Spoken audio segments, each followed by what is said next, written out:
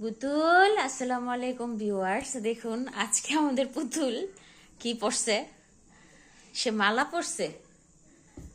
মালা পইরা এখন আর ঘাড় উঠাইতে পারে না, এটা নিয়ে খেলা করতেছে। কি হয়েছে বাবা? এই যে সুন্দর সুন্দর, এই যে পুতুল তুমি সুন্দর পিচ্ছ। আল্লাহ রে, সুন্দর পিনছে শুনাই, সুন্দর খুললাম পুতুল। এ পুতুল মা, পুতুল খুললা ফেলবো এখন। দেখেন কি করতেছে, কেমন করতেছে আপনারাই দেখেন।